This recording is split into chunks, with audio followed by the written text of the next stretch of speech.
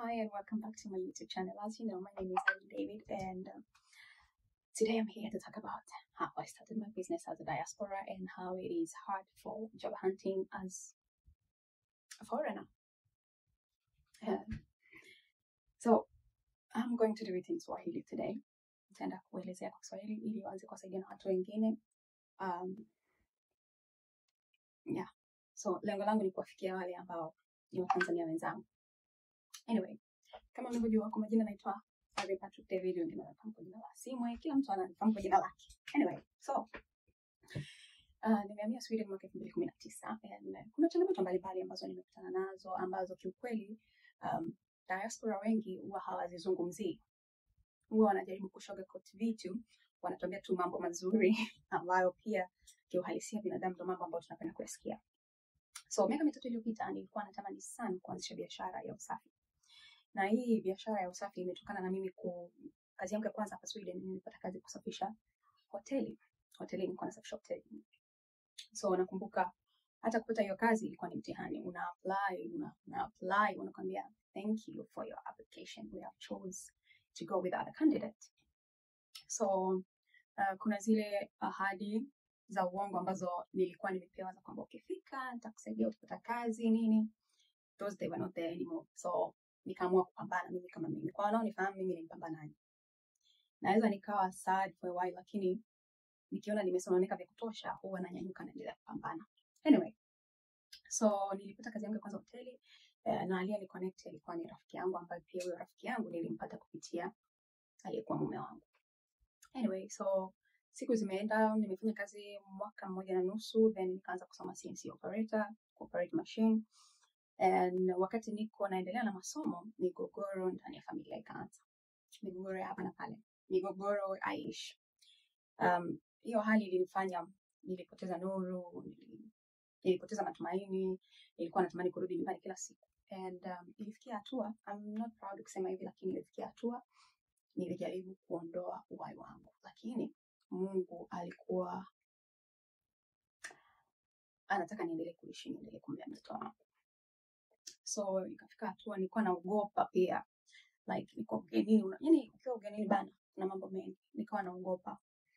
Niko ugenini, natokaje, naenda wapi, naenda kwa nani? Na nimeshaona watu wengine wakiishi kwenye ustawi wa jamii na wakikuelezea mambo ya ustawi wa jamii, ndugu yangu, unawaza mpaka kichwa kinataka kupasuka. Anyway, hiyo situation ya mimi kujaribu kuondoa uhai ikasababisha sasa ustawi waingilie kati. Nikawa nahudhuria therapy and nikaongelea the situation jinsi ilivyokuwa, wakanisaidia nikapata nyumba, so nikatoka.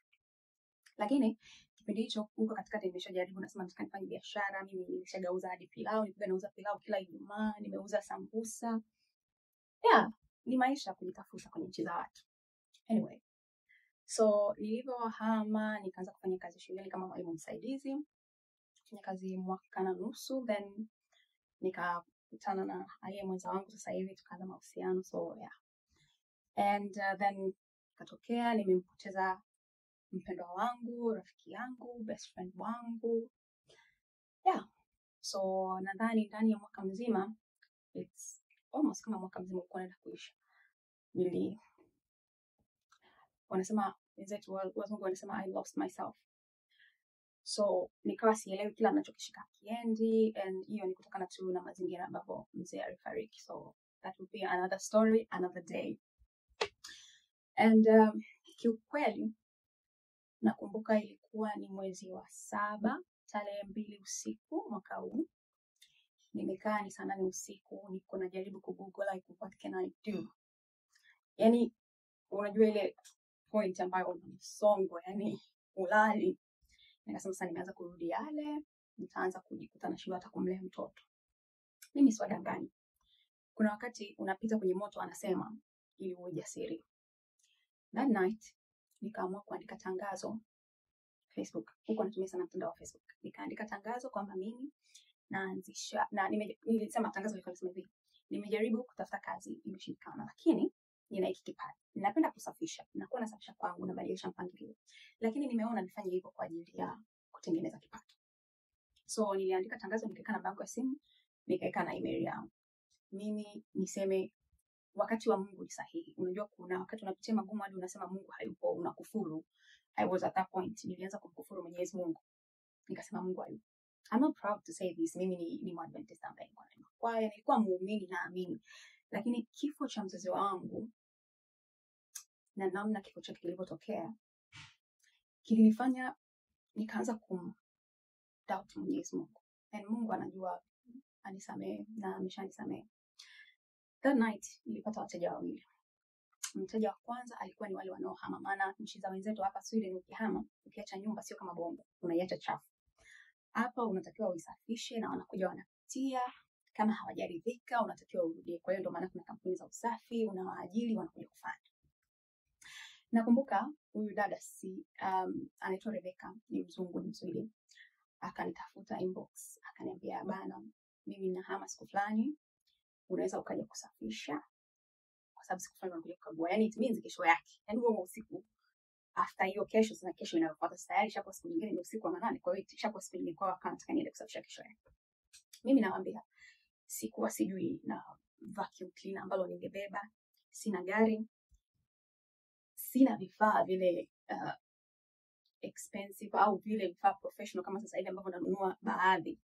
Nilibeba kemiko zangu ambazo mimi nazitumia ndani sasa nyumbani kwangu. Nikazibeba, nikaweka kwenye begi mgongoni. Nikapita pia dukani, nikanunua mop. Nilienda nilitumia vacuum cleaner yake, akanipatia na ndoo ile ya kulikia. Ninakwambia nilikuwa sijui nini maana ya kusafisha, moving out, nilikuwa sijui. Lakini nilifanya, nikalipa pesa yangu na makubaliano ilikuwa ni pesa kidogo. Makubaliano ilikuwa ni pesa kidogo, lakini mume wa yule dada aliniongezea 1,000. Anyway, sasa hiyo pesa ikawa ni yangu mfukoni. Nikapata tena mteja mwingine nikaenda, lakini huyo mteja mwingine pia akawa na attitude. Baadaye nikapata, nikawa nimetuma maombi ya kusajili kama mjasiriamali serikalini. Mwezi umekata, napata wateja hapa na pale, sija kukata tamaa. Wengine huwa hawarudi, wengine ndio wanakuja mara moja, anakujaribu, mwingine anakujaribu, afu akishajua haujasajiliwa, hauna vielelezo, anaogopa. Basi baada ya wiki kadhaa mimi nikabidi nirudi tena kwenye website niangalie je wamekubalia. Nikakuta walikubali muda mrefu, hapo mwezi ushakata. Nikasema asante Mungu. So nikaanza pia kujipromote mwenyewe. Mimi sina manager, sina sijui nani, mimi ndo manager, mimi ndo marketing manager. Yani nafanya kila kitu mwenyewe. And sisemi uongo, namshukuru Mungu ujasiri alionipa na wateja anaonipatia. Sasa hivi namshukuru Mwenyezi Mungu, nimepata wateja ambao ni 3 ambao tumesaini makubaliano au mkataba niseme. Namshukuru Mwenyezi Mungu.